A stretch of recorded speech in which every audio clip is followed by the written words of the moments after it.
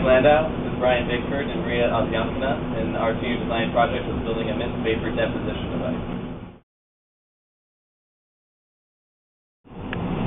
Our project is a mist vapor deposition system for depositing thin film. It goes along with the research work that Dr. Wager and Dr. Kessler are doing with thin film. It uses the aluminum phosphate aqueous solution that Dr. Kessler's chemistry group came up with. And that group deposited their solutions using a spin-on process where you just use a dropper to drop it on the wafer and then spin the wafer really fast.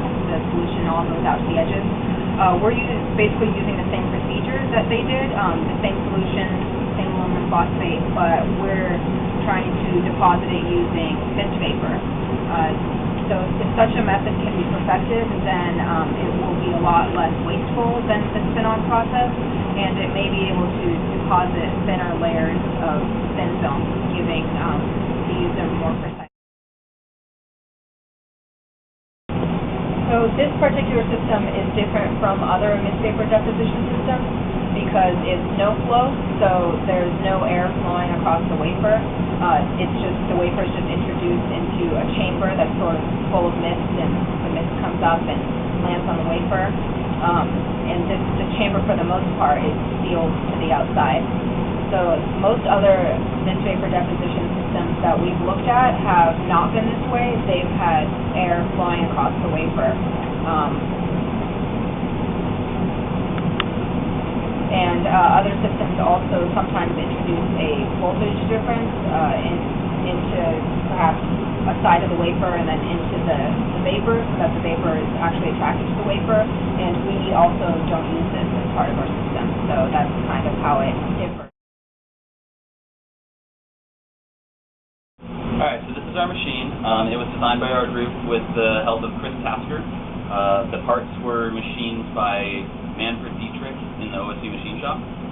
So how it works is you take a prepared wafer, place it in this top hole right there, start it up, and it moves over to the nebulizing chamber. It stays here for about 5-6 seconds, allows the mist to deposit on the surface of the wafer, and then after this it moves back over to the heating station, where the heat lamp heats the wafer up to about 160 degrees Celsius in the course of about 1 minute.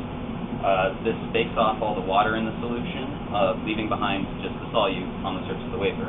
After this, it moves over to our cooling station, where it sits for about 2 to 3 minutes. This gives the wafer time to return to room temperature. This is necessary because if it's still too hot when it reaches the nebulizer the next time, the water in the solution will evaporate before reaching the surface of the wafer. Alright, so this part right here is our nebulizer. It's from Sonair Ultrasonics. It's the 241 PGT particle generator. It has a piezoelectric crystal that oscillates at 2.4 megahertz. And by doing this, it can nebulize the solution into particles ranging from about 1 to 10 microns in size. The inputs are variable, so we can... One of the problems we ran into with using the nebulizer is the fact that because it uses sonic technology, it's relying on these oscillating waves to break the surface tension of the solution inside and turn that into a mist. Because it's using sonic waves, there's a constructive interference point at the very center that causes not a mist, but instead large drops that would spit onto the surface of our wafer and completely ruin any uniformity it had. To counter this, we had to create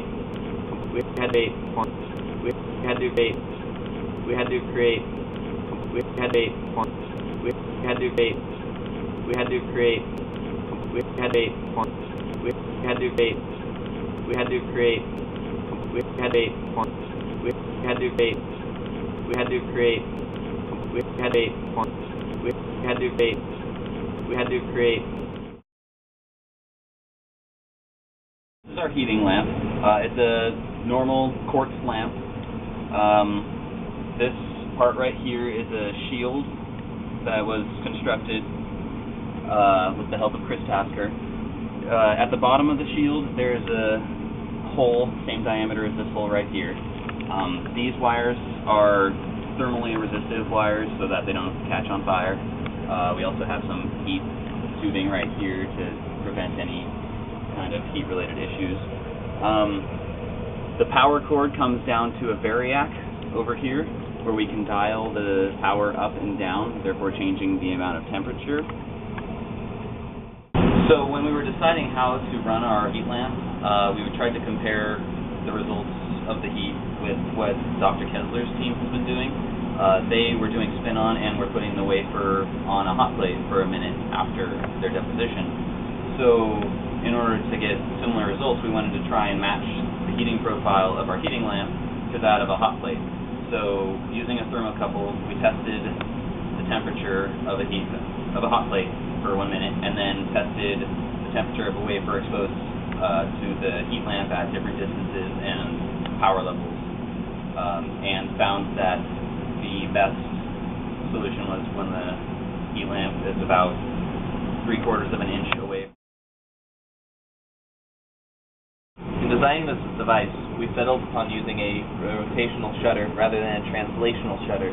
This made it easier in determining where the wafer was going to be, rather than having to write some code to determine where a linear actuator was going to push the wafer forward and backwards.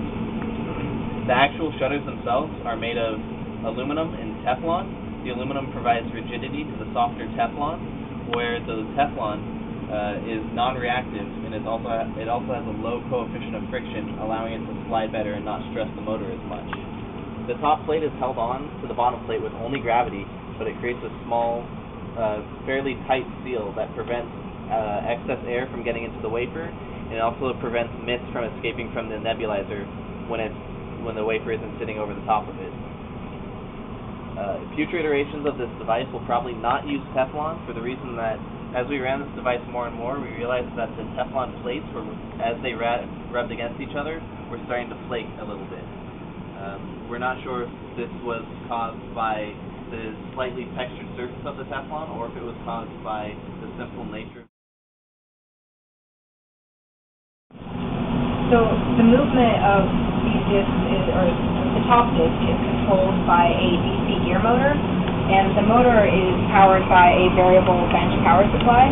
It can go up to 24 volts depending on how fast the top disc should be spinning.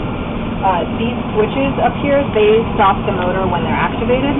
So when this screw that's protruding from the top disc, when that activates one of the switches, then that powers one of these timer relays down here. And the timer relay will simultaneously cut power to the motor, which stops the disc, and it will also start timing. And when the correct amount of time for this relay is over, then the motor will turn on again and resume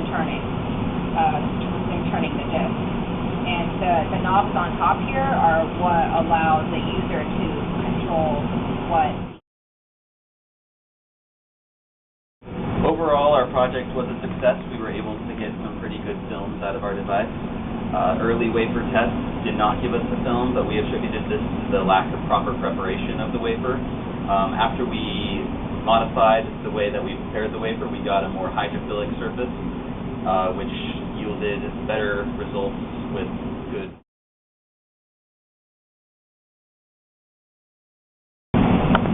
Alright, so some helpful hints for our next year's seniors from the NVD design group is that, number one, stay organized, but don't spend a whole lot of time just trying to explore all your possibilities, like every single possible thing that you could do, because that ends up just eating the time that you have to actually build a project. So at some point, you're just going to have to pick a design and work towards it, because building the thing is kind of the point of it.